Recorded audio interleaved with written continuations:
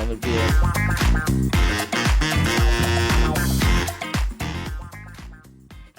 Hola, ¿cómo están? Nos encontramos en una nueva edición de La Conversación. En este caso ya no recuerdo el número. ¿Por cuál vamos? Por la 22, ¿no? 22 de este ciclo de charlas del podcast de Radio Brújula. En este caso nos encontramos con Lorena Álvarez. Lore, ¿cómo estás? Buen día, ¿cómo te va? ¿Todo bien?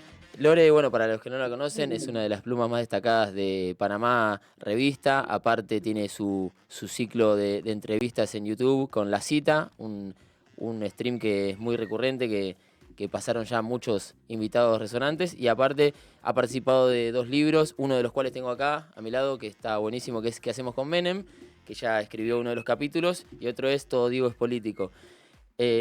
Para empezar, aparte, bueno, ya trabajó en radio, en televisión, y quería preguntarle justamente por la faceta más artística y cómo ve en este momento, cómo ves, Lore, toda la cuestión televisiva, streaming, porque sé que es algo nuevo, y cómo ves en esta época la farándula y sobre todo los nuevos medios, para empezar a adentrarnos en el tema. Hola, mira, pensaba una cosa. En los 90 el tema de la FM, todo el mundo decía, bueno, no va a funcionar, la FM no va a morir. La FM no murió y la FM la verdad que vivió y revivió y anda todavía pululando. Y con el streaming me parece lo mismo, se está probando, es como las FM barriales de los 90. Claro. Algunos pasarán, otros quedarán. Yo tengo ya, digo, en algunos canales de streaming me da la sensación que es como televisión monotributista, porque vos te das cuenta que hay todo un despliegue de la televisión, pero sin todo lo que es la televisión, ni los sindicatos. Es como una televisión donde se contrata gente. Ponele Olga. Claro. Olga es lo más parecido a Telefe, tiene capitales, y es un mini Telefe, pero monotributista. Esto no funciona, en 3 meses nos desarmamos todo y ya está. A mí me pareció muy interesante porque también es muy clima de época. Todos tienen algo para decir. Y bueno, el streaming es económico. Si tenés algo para decir, decilo. Algunos pasarán, otros quedarán. No soy tan negativa. Viste que algunos dicen, bueno, no soy tan negativa. Me parece que es una época. Twitter ha sacado un montón. Yo te voy a decir algo, yo tengo como 2 vidas. Yo trabajaba de otra cosa, siempre escribí de costado porque tenía otro trabajo y a partir de tweets que fui dando vuelta, me llamaron para trabajar. Yo hubiera querido ser productora, pero a mí me agarró los 90 y tuve que salir a laburar. Claro. Y después terminé laburando en radio, o sea, me digo que yo un poco lo justifico porque es como una gran vidriera. Algunos quedarán, otros pasarán. Tal cual. Y aparte, esto que decías del streaming como nuevo medio, con el paralelo que hacías con los 90, en los 90 obviamente golpea a todos y algunos quedaban bien parados y otros no. Estaba repasando justamente, bueno, la parte del capítulo del libro que vos hiciste acá en ¿Qué hacemos con Menem?, con Martín Rodríguez y Pablo Teuzón, y la verdad me interesó muchísimo porque ahí hablas de, bueno, de la transgresión módica, de sobre todo el antimenemismo medio desde los sectores progresistas. Y vos encontrás paralelos con esta época, digo, en cuanto a la crítica más estética hacia Milei, porque viste que él mismo, incluso desde su perspectiva y desde este movimiento, también traza un paralelo y quiere emular a Menem y a los 90. ¿En ese sentido vos lo ves similar o es más una pose? Para mí de él es una pose. Él tiene muchas ganas de que eso suceda. Claro. Yo no sé si llega. Pero sí te voy a decir algo, hay que tener mucho cuidado de no repetir el antivenemismo, porque el antivenemismo también fue una cosa muy estética. Si bien había algunas personas que estaban en contra de la economía, recordemos que en el 99 gana de la Rúa por un tema estético y no por un tema económico. Claro. El gran conflicto que nosotros teníamos era la convertibilidad, era la soga que nos estaba ahorcando. En ese momento vos necesitabas industria nacional, producción, y a la gente no le importaba, quería mantener el 1-1. Fue un desplazamiento estético más que económico. Entonces hay que tener mucho cuidado con esta cosa de el mileísmo es grasa. Ayer creo que Grabois en un pase, ayer esta semana, en un pase con Tenenbaum y Slotoviaga, tiró un título sobre Facundo Moyano, que era una Oreo. Sí, sí, me acuerdo. Lo vi. Me pareció espantosa, como si hubiera, me parece absolutamente clasista. Y están tocando una fibra muy particular. Hay que tener mucho cuidado porque el peronismo tiene mucho más que ver con la base mileísta que con lo que el progresismo cree que es el peronismo. Sí, tal cual. Es muy interesante esto que decís con esto de la base mileísta. Iba a tu última también nota en Panamá, que la estaba repasando, que es muy interesante con esta cuestión que vos hacés del rezo por mí, de que cada uno trata de salvarse a sí mismo o trata de adaptarse. Y esa base electoral es como que, bueno, si le va mal a Milei, igualmente yo me adapto y es algo inevitable esta forma de reseteo o esta forma de ajuste porque venían haciéndose mal las cosas hace 40 años. Y esa base, ¿ves posible que el peronismo vuelva a encontrarse? Porque hoy tal vez la encontramos más en la clase media más universitaria que en esa base plebeya que se fue el voto hacia Milei, ¿no? Si no entiende que la base plebeya, a mí me pasa eso, ¿no? Claro. En la campaña del 2000, en el 2020, Revista Panamá, que es un espacio hermoso, es un espacio de muchísima libertad. Yo venía escribiendo sobre cultura, o sobre televisión, o sobre... Y en un momento, en el 2020, septiembre del 2020, es la primera nota que quiero hacer como social, más politizada, más política. Y escribo el cuerpo social, donde yo hablaba, estábamos hablando de 2020, llevábamos 3 meses, 4 de pandemia, marzo, septiembre. Y yo decía que la gran lucha que se venía era entre los que cobraban el uno y los informales. Claro. Que el discurso del DIPI pegaba, que si no era el DIPI iba a ser otro como el DIPI, porque a cada razonamiento plebeyo se le contestaba con un cliché. 2020. Esa nota creo que es la que más me gusta de mí, porque la que más me gustó que escribí, porque tiene que ver mucho con, hay un montón de gente que le aparece a la pandemia. La pandemia lo que hace es estallar algo que estaba maquillado en el devenir de los días. Cuando vos pensás que el gobierno tira el IFE e imagina que 3 millones de personas van a ir a cobrarlo y te aparecen 13 millones, de los cuales 11 pueden cobrar porque tienen todos los números para cobrarlo, yo creo que ahí es donde el gobierno debería haber prestado atención, una alerta. Tenés 11 millones de tipos que estaban fuera del sistema, económicamente hablando. Entonces digo, esas personas son las que hoy también tienen esperanza, porque se vienen adaptando, no desde ahora, desde los 90. Hubo un montón de gente que se fue reciclando, viste que está esa famosa palabra que no me gusta para nada, que es resiliencia. Bueno, pero se fueron adaptando, hoy vendieron medias, mañana se abrieron un kiosco, pasado están trabajando. Entonces digo, esa es la base electoral del mileísmo, que muchas veces se le acusa que es la que menos instrucción tiene. Y yo pensaba que es la que más instrucción económica tiene, porque es la que viene sobreviviendo. Claro, pues, porque se dice que es la menos instruida, pero en realidad es la más sobreviviente o superviviente, por así decirlo, de lo que es la economía informal, tal cual lo decís. Y Y porque hay muchísimos ejemplos de clase media, es otra cosa. La clase media siempre se la ve como una clase media universitaria, porteña. Y cuando uno mira el mapa del conurbano, vos tenés, si no los countries del sur o los countries del norte, que estuvieran llenos, está lleno de prósperos comerciantes, de tipos que son dueños de pyme, de pequeñas empresas que les fue bien. Y quizás ese es el espejo con el cual se miran las clases bajas para pegarla. La señora que vive en el country, cuyo marido tiene una pinturería. A ese tipo le va muy bien, porque terminó la secundaria, se abrió la pinturería e hizo guita. Digo, hay que tener cuidado con, también que toda la clase media es igual. Hay una clase media que es una clase media próspera y que le ha ido muy bien durante el kirchnerismo y que ha tenido la espalda suficiente para ahora darse el lujo de votar a Macri en algún momento, a Milei y pensar, bueno, ahora va a pasar.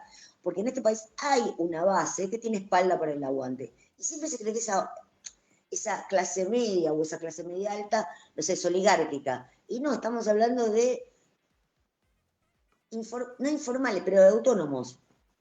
claro, sí, tal cual. Y, gente, vos haces muy bien la separación de clase media y cómo lo aspiracional, como vos decís, la mujer que no se limpia en una casa, quiere parecerse a esa clase media que tiene ahora una casa grande o en un country y no a la clase media porteña más ilustrada que puede vivir en un departamento y es más de corte universitario progresista.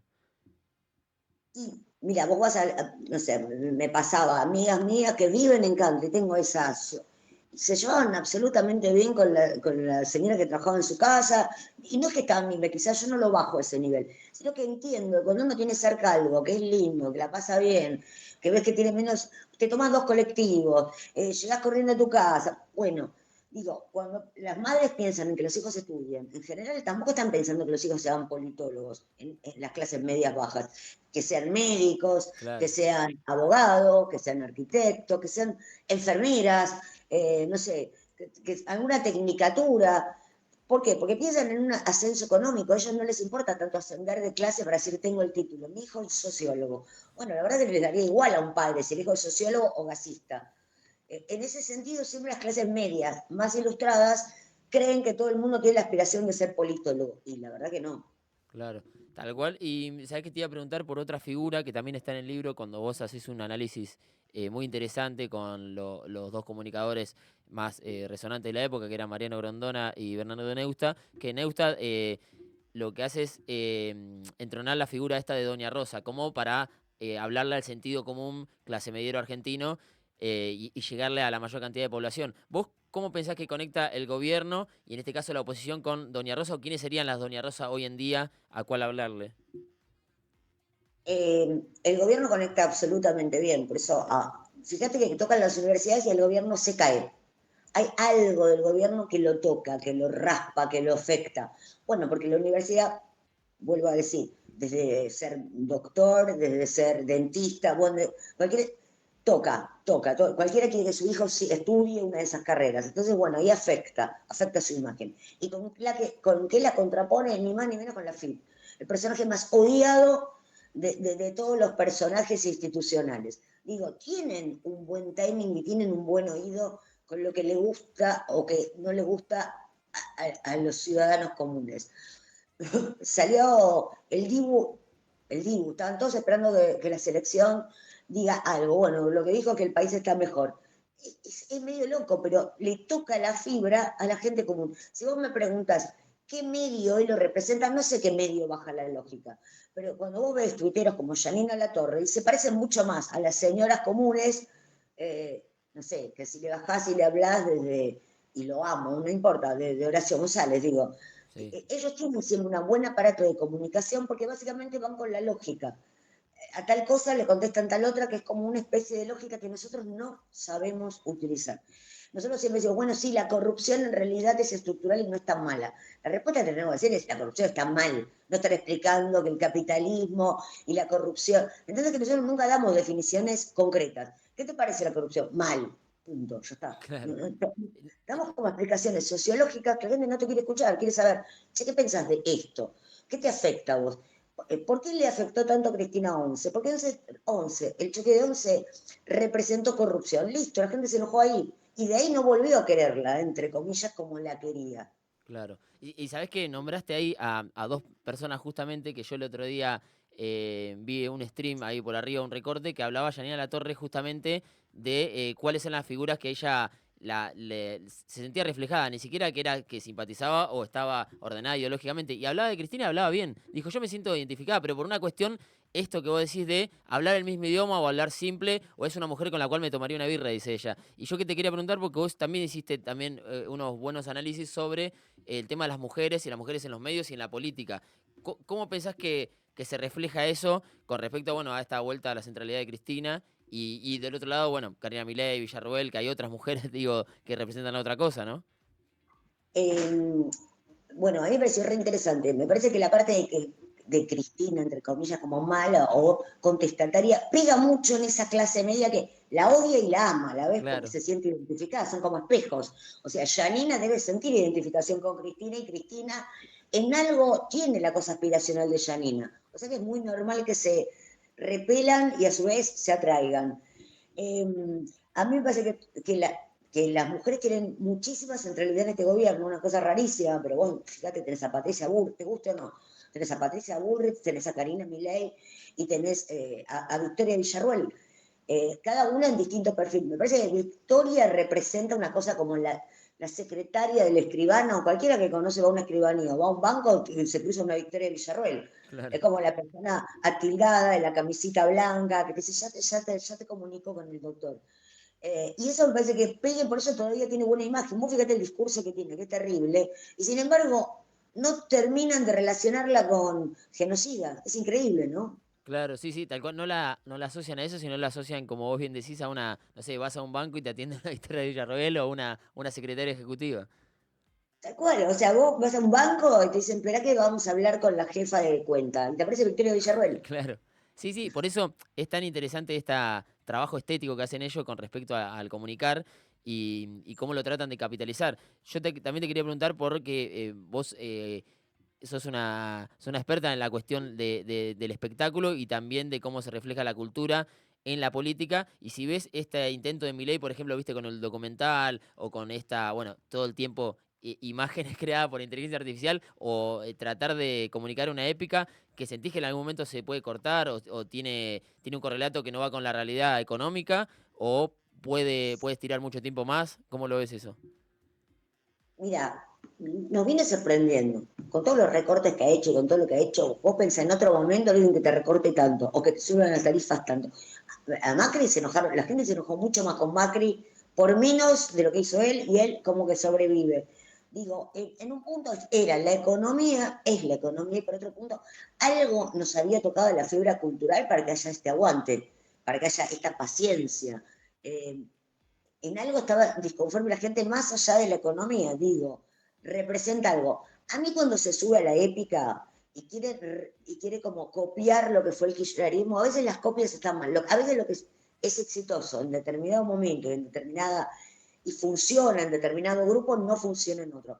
Cuando él se pone épico, termina siendo aburrido, porque su Claro. público no quiere épica, no va a comprar ese cuento.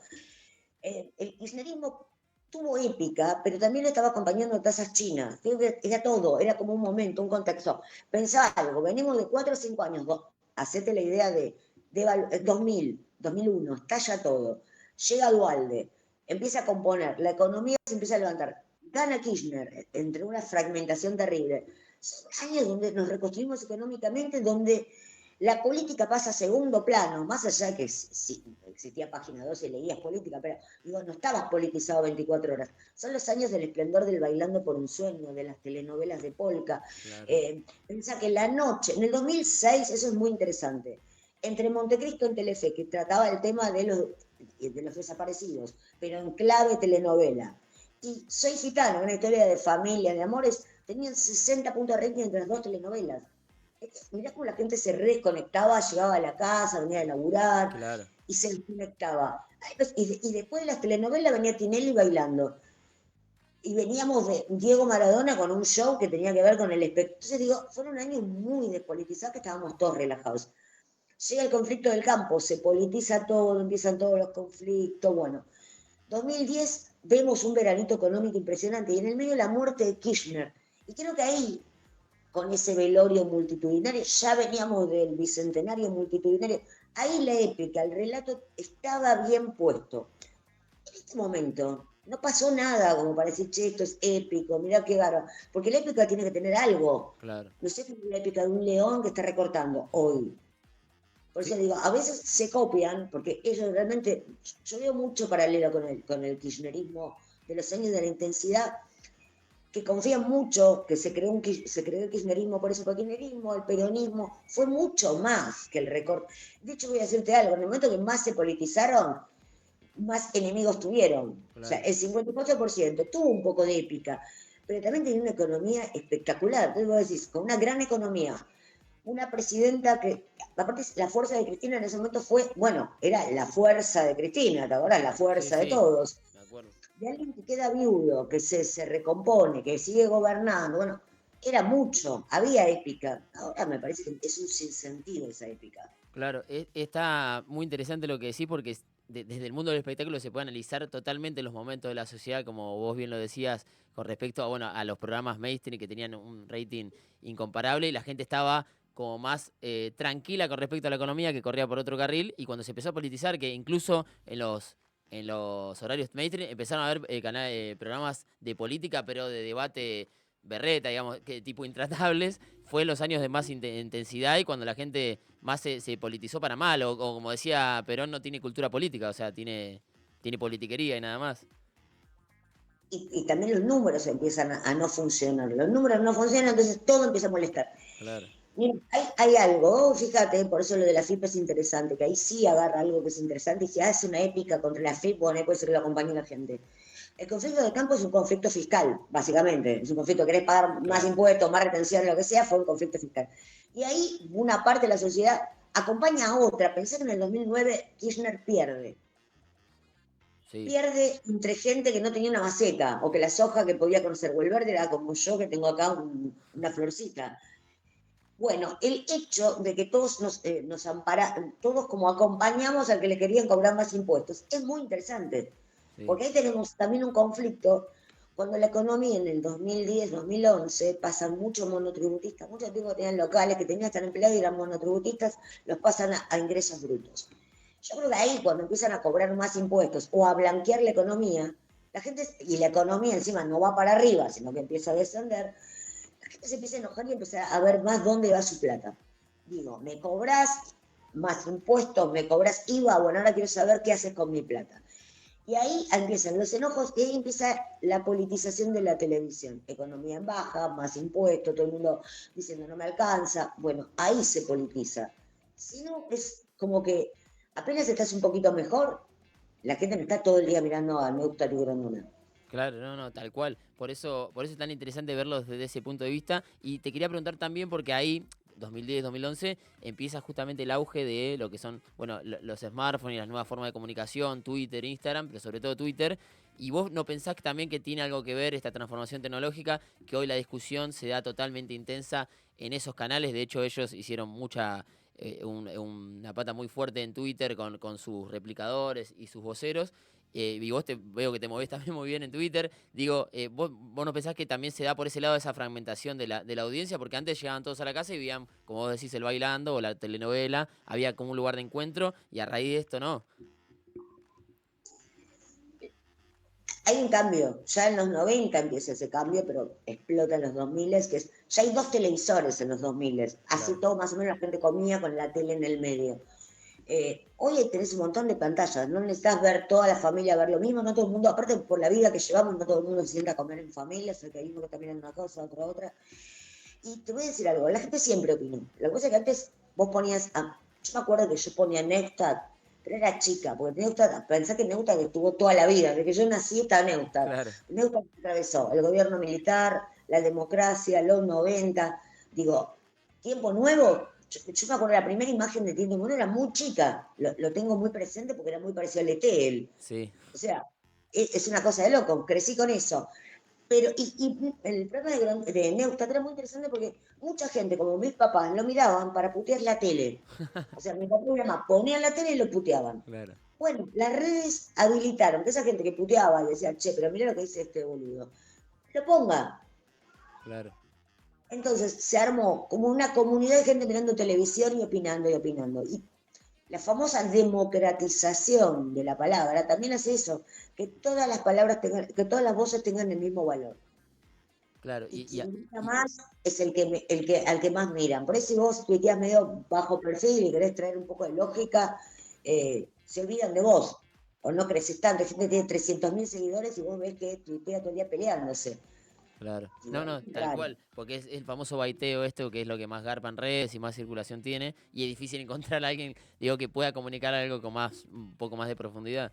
Pero es muy interesante lo que decís también de Neusta con respecto a los debates. Yo estaba leyendo la parte del libro donde vos hablás del debate de Asís y Romano, justamente que ahí se da como una postura estética en contra, que nosotros nos quedamos con la frase de Asís, donde lo condena con esto del transgresor módico, y quería llevarlo a la actualidad. ¿Vos pensás que hay transgresiones módicas hoy o hay realmente un aparato comunicacional o alguien desde los medios o desde el espectáculo? Ya no quiero ir a los dirigentes políticos porque sé que hay una gran crisis, pero tal vez alguien que levante la voz y tenga un discurso más o menos ordenado en contra o proponiendo otro modelo en contra de esto, ¿no? A ver, hay dos cosas. Todo el mundo la quiere pegar. La famosa frase de Andy Warhol, los 15 minutos de fama, ahora Claro, están multiplicados. Y muchas veces lo que hay para decir por ahí se dice para a ver quién te levanta, quién te... Entonces medio que ese tipo de discusión se hace rara. Y terminan siendo todos transgresores módicos. Todos. Porque vos fíjate, después cuando conoces a la gente que en redes es, cuando la conoces o la ves por televisión, son cachorritos. Vos decís, pero mira lo que molestó a esta persona, claro, que en realidad si vos la ves, por ahí hasta podrías discutir, sentarte y discutir. Creo que pegarla es un drama, porque todo el mundo la quiere pegar y en pos de pegarla hace cualquier cosa. Eh, creo que hay mucha transgresión módica, y también lo estoy hablando con Augusto Tartufoli, eh, también hay algo de que se perdió la inocencia. Ponele, la gente más joven ve tal cosa como el emblema, y los que somos más grandes decimos, esto también pasará. Pero te lo digo hasta desde el lugar de decir, no sé, me encanta Lali, pero de verdad creer que Lali va a ser la representación del antimilenismo y va a despertar a miles de conciencias. No. En los 90 había, a ver, que los actores se pusieran contra Menem, era fuerte, fue como la cosa estética, decir, mira, esta gente del bien que ama la cultura, ¿cómo esta está en contra? Bueno, medio que le jugó a favor al frepaso. 20 años después ya no, porque ya hoy se cuestiona a todo el mundo, entonces a todo el mundo le da lo mismo. Si Pablo Charri vota a Cristina, si vota a Milei o si vota a la hermana. Eso se perdió lo impoluto. Ah, Claro. Leonardo Baraglia vota a fulanito, qué maravilla. Ahora a nadie le importa nada, porque todos creen que también tienen el mismo peso de la fama y los famosos. Acá hay una cosa, y aparte está pasando, no sé, a mí me pasa, hay un montón de gente, ahora saltó este lío entre los jugadores de Independiente y las influencers. Yo tuve que averiguar quién era quién, nadie sabe, y hay un montón de gente que cree que esa gente es famosa, y yo salvo una, no conocía ninguna. Y tuviste que hacer un trabajo de campo para saber quién era. Claro, bueno, esta cuestión de las redes también hace que cualquiera tenga sus 15 minutos de fama. Y esto del cuestionamiento que vos decís antes, bueno, había un sector, hoy en día el Inca, bueno, todos los actores famosos argentinos y gente más de la cultura prácticamente está en contra de Milei. Sin embargo, eso no ves que puede torcer la balanza. Algo similar también pasa en Estados Unidos con las grandes figuras de Hollywood que se pronuncian en contra de Trump, por ejemplo, y cada vez son más lo que igualmente le imputan no sé, estoy pensando, hoy salió una foto de Jennifer Aniston, antes Robert De Niro, en contra, y sin embargo, en su momento ganó, y sin embargo también a ellos también les achacan cosas, no es que son vacas sagradas. Básicamente lo que también pasa es que este capitalismo hace que haya gente que sea mega millonario o que sea millonario, entonces la sensación del resto. Claro, Es decir, mira, yo mañana me levanto, voy a trabajar, da igual. Vos podés hacer tal cosa, pero sos millonario. Eso pasa. O fíjate que es muy interesante porque la campaña de Massa tuvo a todas las instituciones detrás. Uno cuando pensaba en los apoyos a Massa, decir, bueno, esto va a convencer a la gente en el momento del balotaje. Artistas, científicos, todo lo más sí. granado de la sociedad apoyando la masa. Perdió, y perdió por mucho en el balotaje, 12 puntos. No movió el amperímetro todo eso.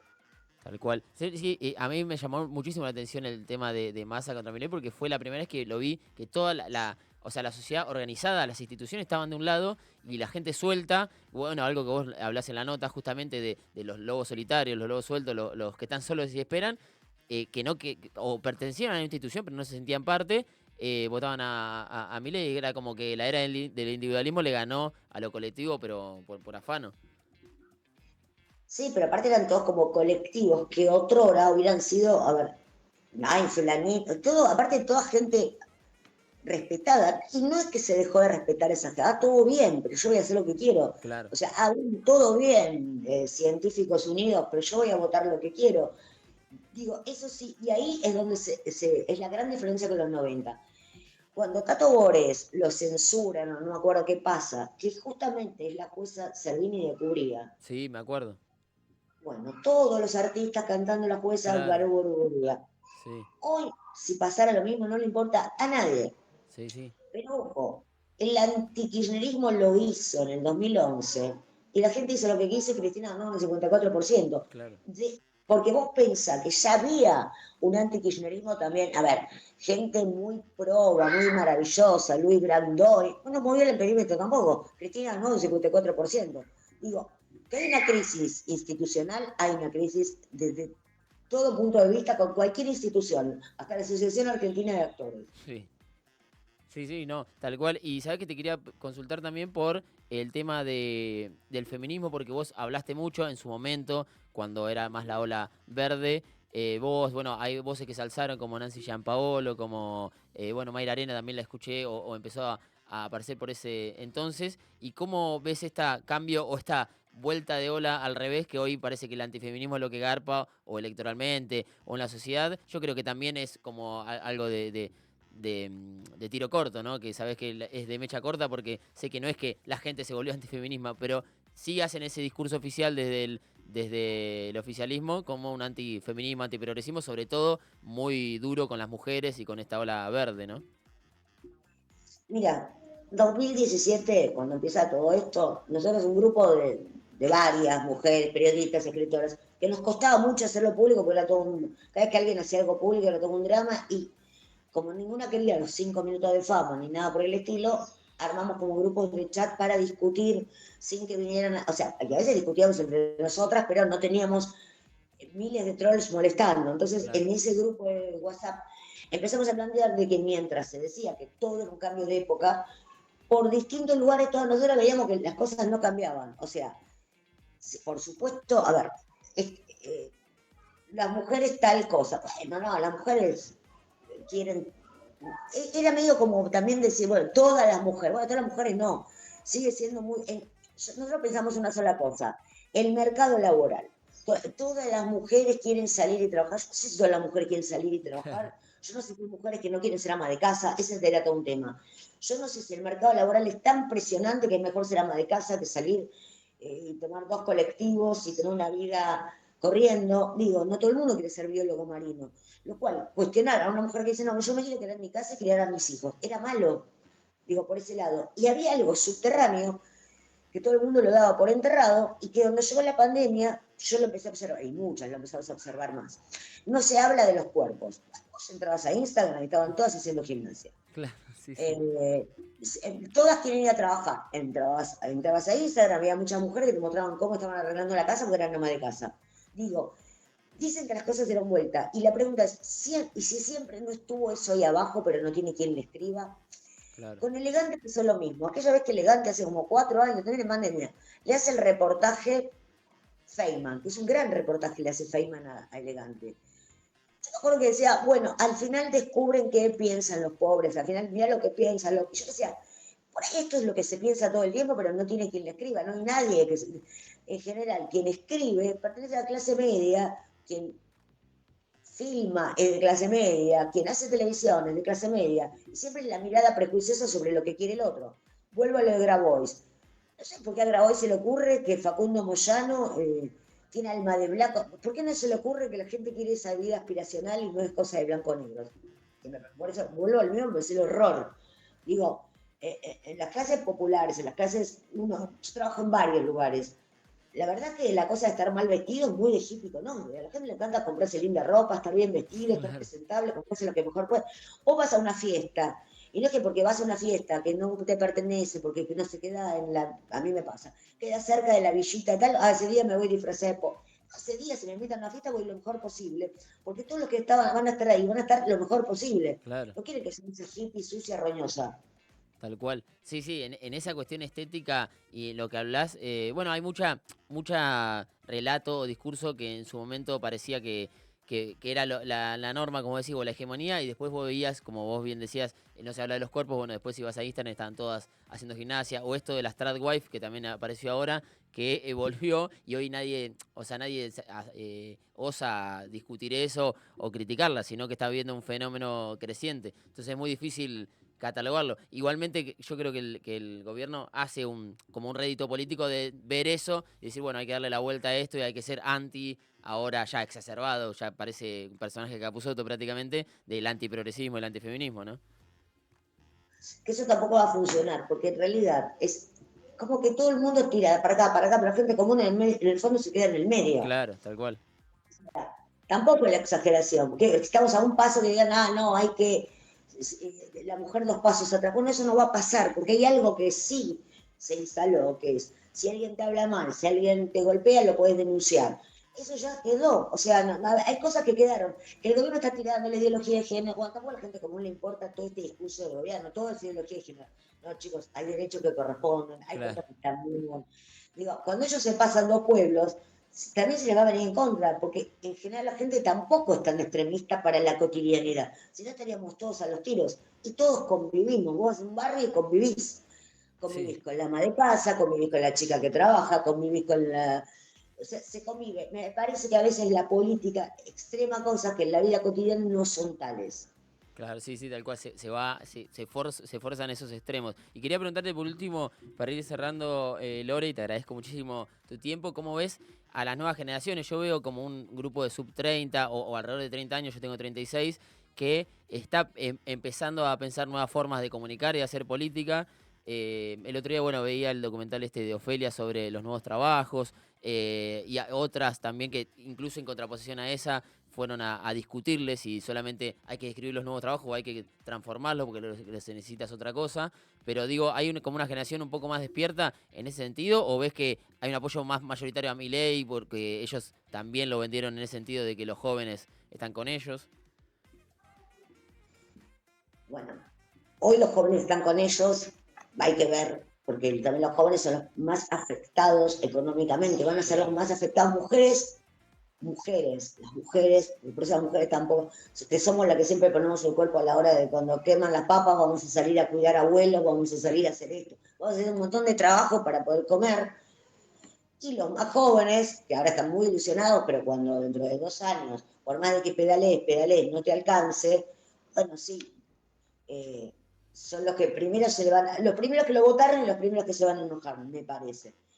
Y a mí sí me parece re interesante todo lo que está pasando porque hay, te digo desde la comunicación y todo, hay gente muy interesante, joven, Sí, sí. que está pensando en las cosas de decir, bueno, chicos, ya está, qué sé yo, barajar y dar de nuevo, aprender de lo que pasó. No sé, hay chicos, los rosarinos, los de Cabaret Voltaire, están haciendo desde un lugar que es raro, que es Rosario. Bueno, tienen modo de pensar muy interesante. Mayra Arena es muy interesante. Mayra es muy interesante.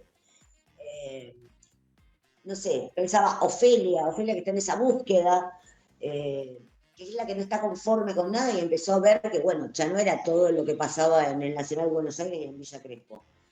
Yo digo, yo, yo soy bastante optimista. Pensé que atravesé los 90, que los 90 eran el horror también. No es que todo tiempo pasado fue mejor. Claro. La mitad de los que estaban más, entre comillas, politizados, en realidad la politización era un recital de los redondos. Tampoco es que, a ver, ese resistimos los 90 de las canciones, viste que después de la marcha, no resistimos nada en los 90. Sí, Nos sí. adaptamos, pero impresionantemente. El que no iba a bailar a kites, se iba a bailar a cemento. O sea que tampoco fue para tanto. Entonces sí me parece que hay una curiosidad. A mí me encanta ver gente joven haciendo cosas todo el tiempo. Y yo te digo joven ya de 40 para abajo, porque la Claro. verdad es que tampoco hubo gente de 35 años que tuvo tantas oportunidades. Y el streaming y todo esto digital, a mí sí me parece que para la gente que tenga mucha voluntad de hacer cosas, las puede hacer y mostrar. Si va a llegar, no se sabe, pero por lo menos lo puede hacer. Entonces me parece súper interesante. Sí, tal cual. Yo coincido en ese sentido. Creo que hay ámbitos de debate generados por estos jóvenes que somos muy, la verdad que muy fructíferos para plantear al menos debate y empezar a hacer cosas. Y esto que decís de los 90 no puedo coincidir más porque muchas veces se romantiza una época y en realidad en los 90 no había organización política. O sea, la rebeldía pasaba esto por los recitales de los redondos o por la cultura porque era la vía de escape, pero la política era mala palabra, incluso para empezar a hacer algo desde los jóvenes. Eh, Una memoria de los 90 muy culturizada, muy paracultural, no se cambiaba nada. O claro, sea, yo me adaptaba. Por eso digo, hace años que no venimos. La generación X se adapta hace años, que son los padres de estos nuevos votantes. Bueno, entonces hay chicos que ya ven a sus padres adaptados. claro. Nosotros no repetimos nada. Los 90 fueron muy divertidos porque éramos jóvenes, fueron terribles en términos económicos para muchas familias, incluyo la mía, terrible en términos que tuve que salir a trabajar muy chica, no sé si tenía tantas ganas de salir a laburar tan joven, laburé de lo que no me gustaba, digo, vengo de ahí, pero resistir lo que digo, che, vamos a juntarnos para tal, no, Sí, fue muy individualista y todos los que creyeron que los 2000 fueron la comunidad, olvídense, también fueron años muy individualistas donde, sálvese quien pueda, pero donde cada uno armó su comercio, estudió, hizo, fueron años mucho de economía próspera. Y cuando la economía es próspera, es mentira que estamos en comunidad. Estamos viendo cómo cada familia se salva. claro.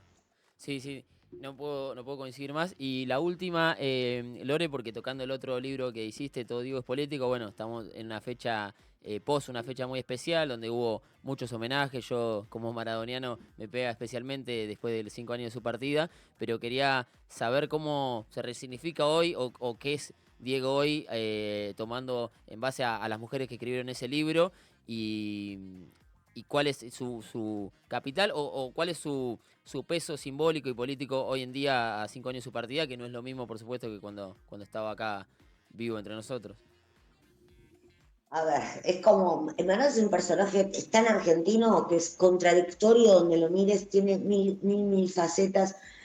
A mí cuando Bárbara propuso, que cuando lo escribimos estaba Diego vivo, escribirse de Maradona me pareció re interesante porque era también un riesgo, porque lo interesante de Bárbara es que escribir sobre Maradona o sea, pareciera que limitara.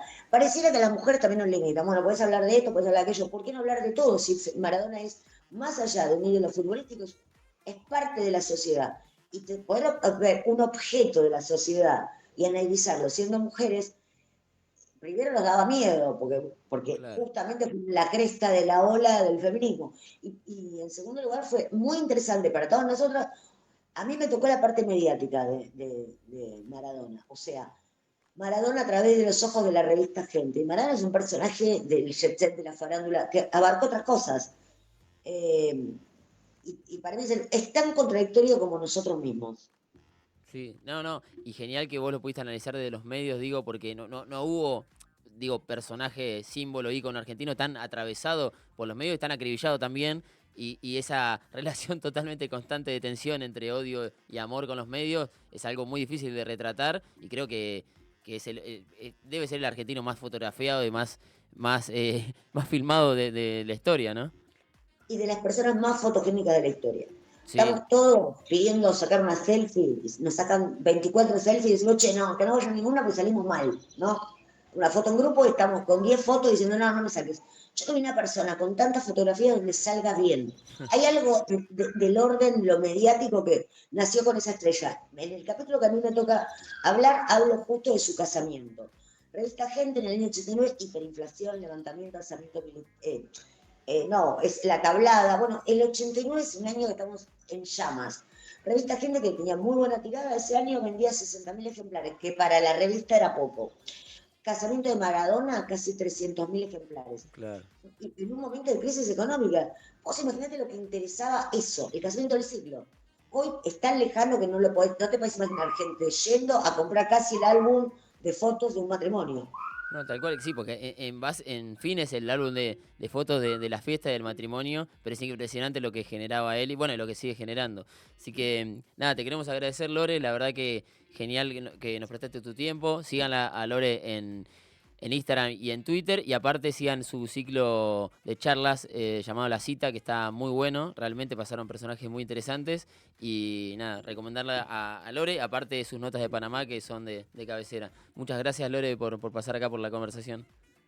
Te digo que estuve súper cómoda. De hecho, me pasa algo. Me da mucho miedo las entrevistas y me puse a hablar como si te conociera de toda la vida. Así que muchas Genial, gracias. era lo que queríamos lograr, así que muchas gracias. Y bueno, la próxima te venís acá al estudio, estamos acá en Banfield, pero bueno, es con Urbano Sur, pero existimos también, así que Claro que existen. A mí me agarraron justo porque viste que llegaste a la altura del año, soy pluriempleada, tengo 10 claro, trabajos. claro, tal cual. Pero me encantaría visitar el estudio. Así que en breve, cuando me Genial. digan, voy.